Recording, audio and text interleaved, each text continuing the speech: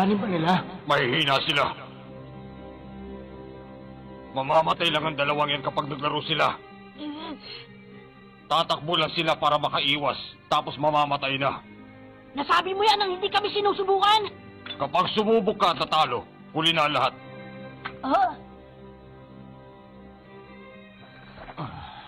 Kasama yung napanalo ko sa auction ngayong araw. Meron na akong 32 kopya ng video game ng Greed Island.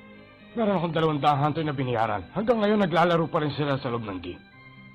Pero, nagpaskalahati sa kanila ay sumuko na sa pagtapos ng laro. Karamihan ay nagbalik na sa mundo natin. Yung iba naman ay nagpupumilit sa loob ng game. Basta hindi pa namamatay naglalaro sa loob ng game, hindi namin pwedeng hugutin ang memory card sa Joy Station. Dahil doon sa mga malalarong sumuko pero naipit sa loob ng game, hindi kami basta-basta pwedeng magpapasok ng mga bagong gustong sumubok ngayon.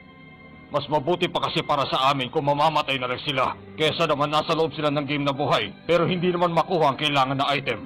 Kaya may limitasyon kami sa kung ilan ang pwedeng sumubok. Kailangan tanggapin namin ay dapat may kakayahan na makuha ang kailangan na item para sa ganun ay hindi sila maipit sa loob ng game at makakalabas pa. Kahit na! Paano nyo nasabing hindi namin kaya yun? At saka paano nalaman ng taong na mahina kami? Nalalaman niya yan dahil isa siyang pro hunter. May karanasan na siya sa paglalaro ng Greed Island. Pamilyar kayong dalawa sa singsing na ito, hindi ba? Sa taong ito, 5 beses na akong pumasok sa Greed Island at 5 beses din ako nakalabas pabalik. Base sa karanasan ko sa paglalaro ng Greed Island, ang mahirap ay ang paghanap ng item na magagamit mo para makalabas sa game. Nasa pang-4 o pang-10 level yun. Dahil mahina ang nen ninyo, malamang nasa kalahati pa lang kayo, game over na kayo. Ginoong Chesguera, natapos nyo na po ba ang Greed Island? Hindi pa, pero natapos ko na ang 80% ng game. Nakalayo lamang ako kasi nilalaro ko ang game gamit ang mga pandaraya. Pero ang bagay na yan ay hindi mo na kailangan pamalaman. Kapag natapos ako sa mga eksaminasyon, babalik ako sa loob ng Greed Island. Sigurado ako sa paglabas ko, tapos ko na ang game na yan. Eksaminasyon? Ibig ko malaman nyo na bala ko mag-bid sa lahat ng 7 kopya ng video game ng Greed Island sa auction na ito. At maghahanap din ako ng mga magagaling na maglalaro na tatapos sa game na ito. Maraming gustong sumali dito, kaya magiging matindi ang labanan. Hindi madaling pumasa. Ako ang magbibigay ng eksaminasyon at pipili ng mga manlalaro. Ang eksaminasyon ay gaganapin mag-10 ng Setyembre dito sa Sazantis. Ang sinasabi nyo sa amin, dapat makapasa kami sa examination na yan, ganun ba? Ganun na nga. Ayan, may 4 na araw pa kayo. Palakasin nyo pa ang ninyo. Hindi nyo na kailangan ipaalala pa! Tayo na kiluwa! Siya nga pala, saan nyo nakuha yung memory card na sinasabi ninyo? Wala ka na doon! Nakakainis! Nakakainis siya! Sisikapin ko talagang pumasa! Pero alam mo, tama rin ang sinabi ng balbasaradong taong yun, di ba? Anong ibig mo sabihin? Huwag ka naman magalit sa akin. Di ba, araw-araw tayo nagsanay ng 10 at tren? Siguro naman dumating na rin ang panahon para pag-aralan natin yung susunod na antas, di ba? Ano yung susunod na antas? Intindihin ng 10, pag-aralan ng Zetsu, masterin ng Ren, at abutin ng Hatsu. Hatsu! Ang ibig sabihin, special attack. Halos kasabay lang natin si Kurapika nung matuklasan ang kapangyarihan ng Nen. Pero si Kurapika, kaya-kaya na kalabanin ng Geniryodan kasi na-master na niya ang Hatsu.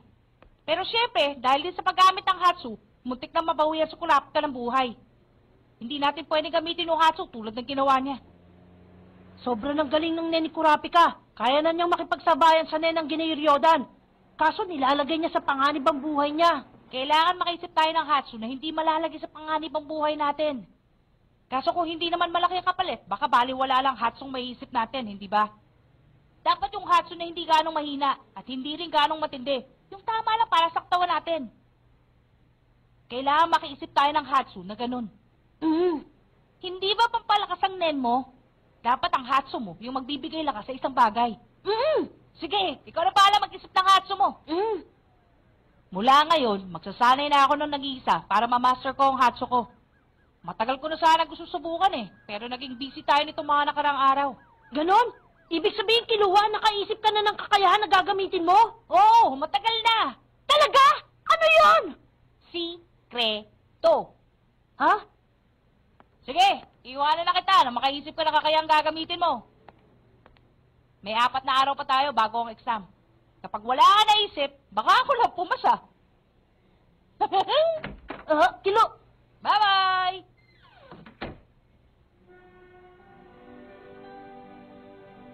Malamang hindi makakatulog si Gon ngayong gabi. Pero kapag hindi ko kasi siya takutin, baka hindi na niya ako mapatayan kailanman.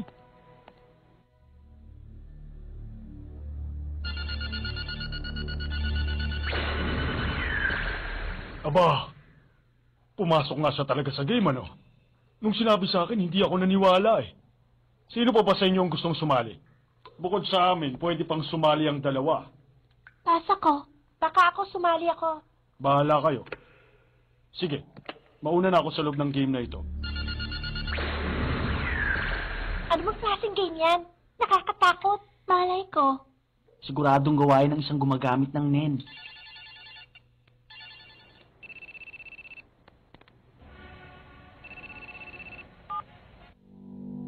Kumusta ka na, Gon?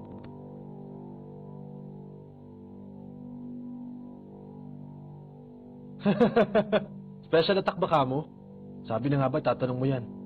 Pero sa totoo lang, ang mga katulad mo hindi kailangan ng special attack. Bakit po ganun?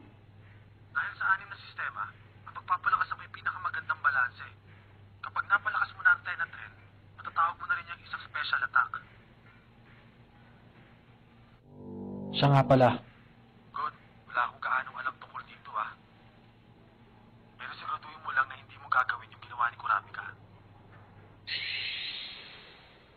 Kurapika, talaga bang gumaling ka na? Oo. Wala na ang lagdat ko. Pasensya na't pinag-alala kita. Magaling na ako. Wala naman sa itsura niya na gumaling na siya. Ang tagal ko na palang natutulog. Wala akong silbi. Ayos lang yan, oh. Palagay ko nga, nakabuti sa iyo yung pagpapahinga mo ng matagal. Hindi na pwede. Masyadong marami pa akong kailangan gawin. Lagot, nagatungan ko pa yata. Oo nga pala. Anong nangyari sa auction sa Sazantis? Sabi sa akin ni Leorio, may hinahanap daw kayong video game. Oo. Ganun pala. Exam na susubok sa kakayahan nyo. Sa kakayahan ko ngayon, malabo ako makapasa. Kailangan ko pa ng special attack katulad ng sayo. Kurapika, anong klaseng pagsasanay ba ang ginawa mo? Pagsasanay. Kahit hindi ko sabihin sa'yo ang dahilan, alam mo na siguro sa pamamagitan pa lang ng pagtingin sa kanya, di ba?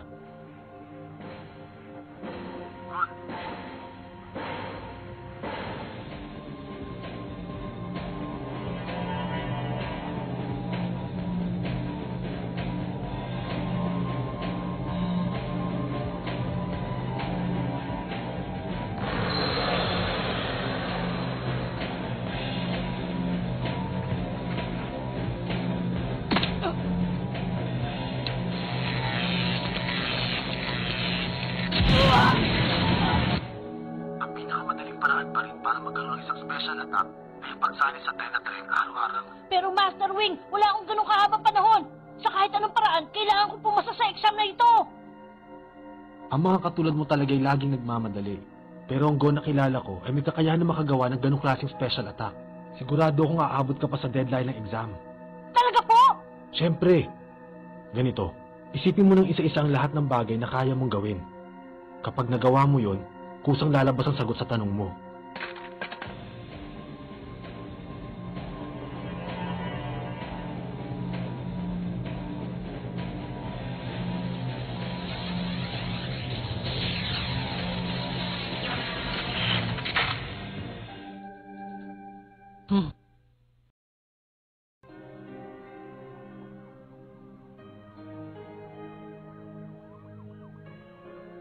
Kurapika, paano ka ba nagsanay?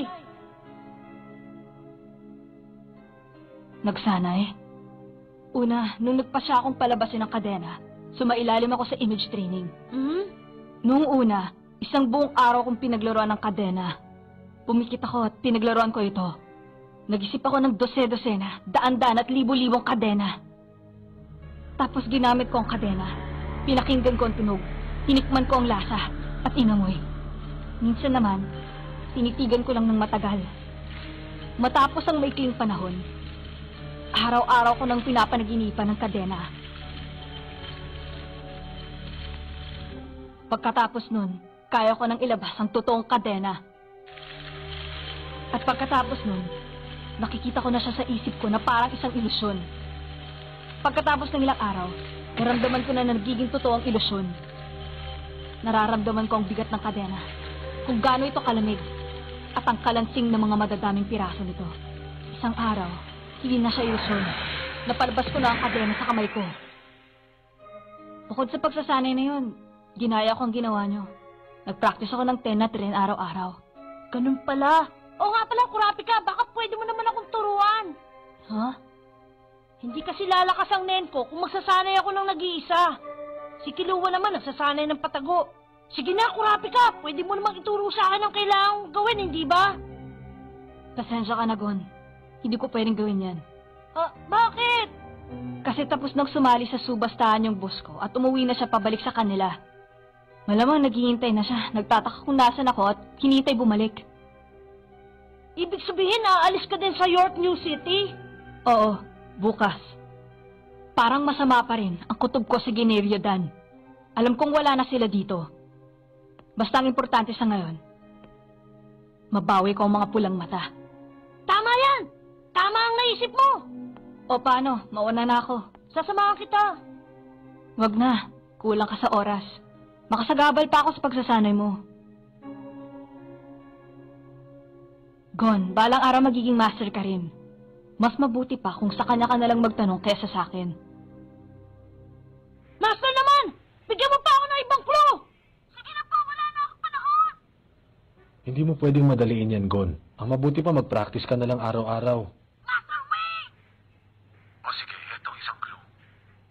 Malamang ang normal na ren mo ang pinakita mo dun sa Pro Hunter, tama ba? Sa susunod, ipakita mo sa kanya ang lahat ng ren mo. Ha? Lahat po ng ren ko? Ganun na nga. Makinig ka, ha? Ipakita mo sa kanyang lahat ng natutunan mo dati. Sama-sama at sabay-sabay. Sama-sama at sabay-sabay. Ang lahat ng natutunan ko dati. 10. Ipunin ang lahat ng enerhiya sa loob ng katawan at pigilan ang paglabas nito sa mga butas ng katawan. Zetsu, isara ang lahat ng butas sa katawan para hindi lumabas ang aura galing sa loob ng katawan. Ren, buksan ang lahat ng butas ng katawan upang dumoble ang naipon na aura sa loob ng katawan. At Hatsu, gawin lahat ng sama-sama at sabay-sabay. Ang Ren ay magpapakawala ng matinding aura. Ang Zetsu naman ay pipigilan itong lumabas. Pipigilan ko ilabas pero papakawalan ko rin. Paano ko gagawin yun?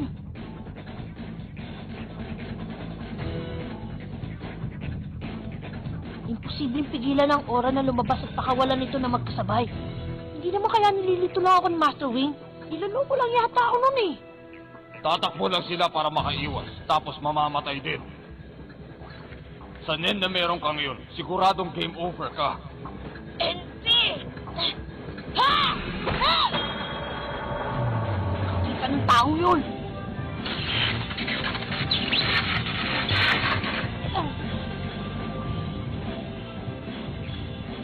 Gon, kung di mabibilisan, iiwanan na lang kita! Tandaan mo ang lahat ng natutunan mo dati. Nakilala ko na si Nazushi. Pagkatapos nasira ko ang nen wall ni Hisoka. Pagkatapos natutunan ko ang nen kay Master Wing. Una ang 10. Sumugod ako sa labanan na yun lamang ang alam ko. Nagkasugat-sugat ako. Pero na-master ko rin ang Zetsu sa panahong yun. Pagkatapos, para makita ko na mabuti ang atake ni Hisoka, pinag-aralan ko ang Gyo. Gyo! Yun na nga yun! Hindi ko pa nagagamit ang Gyo! Sa Gyo, nalilipat ang konsentrasyon ng aura sa mga mata para mahanap ang nakatagong aura. Alam ko na! Ang Gyo ay hindi lamang nagagamit sa mata. Kapag ginagamit sa ibang parte ng katawan, Gyo pa rin yun. Huwag muna sa mata. Ifo-focus ko ang Gyo sa kamao ko. Kapag nalipat na ang lahat ng aura sa kamao ko, bibigat na ito at pwede nang mailabas. Gagamitin ko ang 10 para maipon ang aura doon. Kaya ko to! Tapos gagamitin ko ang Zetsu para isara ang lahat ng butas ng katawan maliban sa parting ginagamit ng Gyo.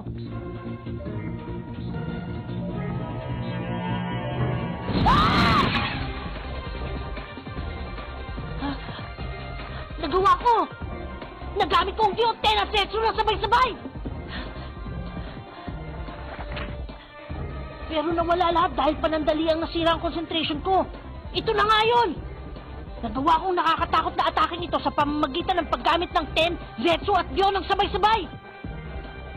Kung ganito ang oras na nagagawa ko at hindi ko pa ginagamit ang Ren para doblehin ito, ano pa kaya kung ginamit ko ang Ren? Sama-sama at sabay-sabay. Tama ang sinabi ng Master Wing. Kailangan masubukan ko ang kapangyarihang ito. Pero kailangan ma-master ko muna ng lubusan ng Ten, Zetsu at Gyo. Hindi mo mamamadali yan. Ang mabuti pa'y mag-practice ka ng Ten at Ren araw-araw. Opo! Mukhang may naisip na siya.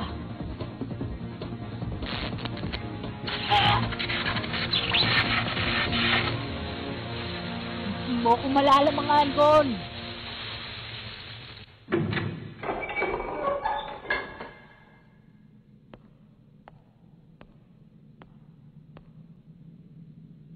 Leorio, oras na. Alis na ako. Sige. Pakisabi naman kina Gon at Killua na mag-ingat sila. Abala sila sa pagsasanay, hindi sila nag-aaksaya ng isang segundo man lang. Oo.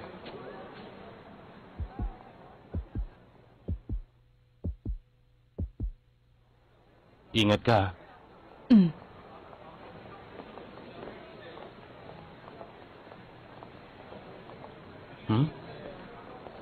Parang panatag na ang loob mo.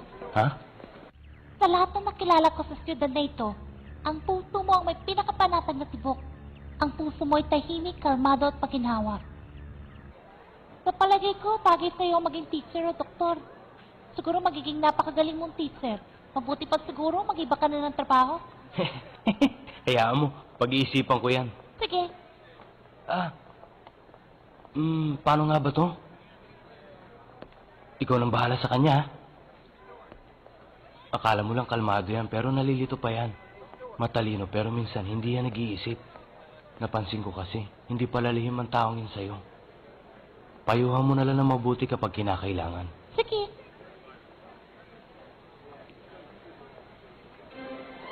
Greed Island! Panalo ang number 33 sa bid na 278 billion! Congratulations sa inyo! Pambira naman to, oh! Binibili ng gurang na yun ng lahat ng kopya. Palibasa alam niya kung hanggang magkano lang ang kaya ko.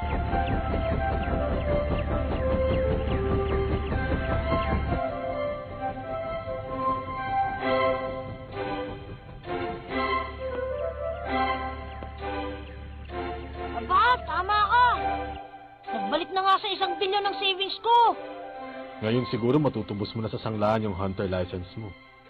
Ginoong Sapphire, pinabilib niyo naman ako. Ang galing niyo talaga! Di naman. Marami lang akong alam sa gawaing ganyan. O paano? Kung kailangan mo ako, tumawag ka lang, ha? Salamat po, Ginoong Sapphire!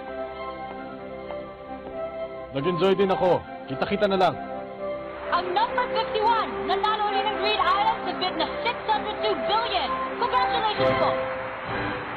Kainis naman! Binili niya lahat ng kopya ng Greed Island! Saan na lang ang magagawa ko?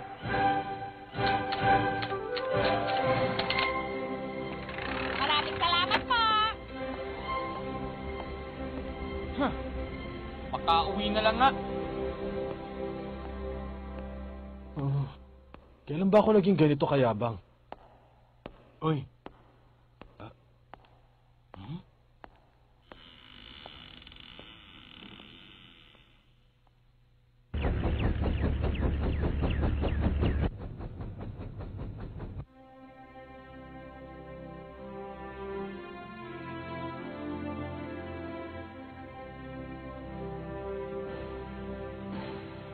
Gon, kahit hindi ko sabihin sa'yo ang dahilan, alam mo na siguro sa pamamagitan para ng pagtingin sa kanya, di ba? Gon, Opo.